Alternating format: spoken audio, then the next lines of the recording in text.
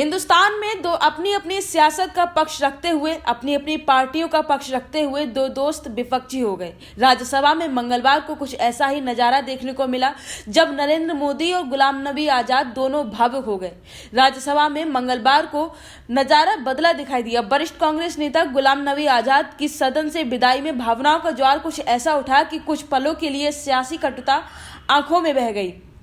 प्रधानमंत्री नरेंद्र मोदी ने आजाद के साथ दोस्ती का जिक्र किया, कश्मीर में गुजरातियों पर आतंकी हमले से जुड़ा वाकया सुनाया। इसमें आजाद द्वारा की गई मदद का जिक्र भी उन्होंने किया और इस घटना को याद करते वक्त उनकी आंखों से आंसू बह निकले।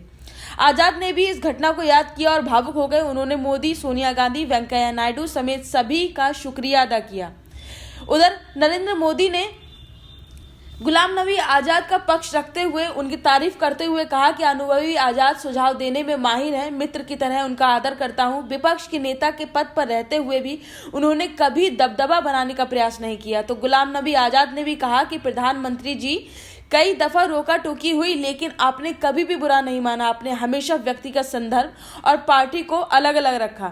गुलाम नबी आजाद ने अपने भाषण में कहा कि मैं उन खुशकिस्मत लोगों में से हूं जो कभी भी पाकिस्तान नहीं गए। जब मैं देखता हूं कि पाकिस्तान के हालात किस तरह से हैं तो मुझे फक्र होता है कि हम हिंदुस्तानी मुसलमान हैं। कांग्रेस नेता ने कहा कि विश्व में किसी भी मुसलमान को गर्व होना चाहिए तो वह हिंदुस्तान के मुसलमान को होना चाहिए। आजाद बोले, प्रधानमंत्री ने जिस तरह भावुक होकर मेरे बारे में कुछ शब्द कहे हैं, मैं सोच में पड़ गया।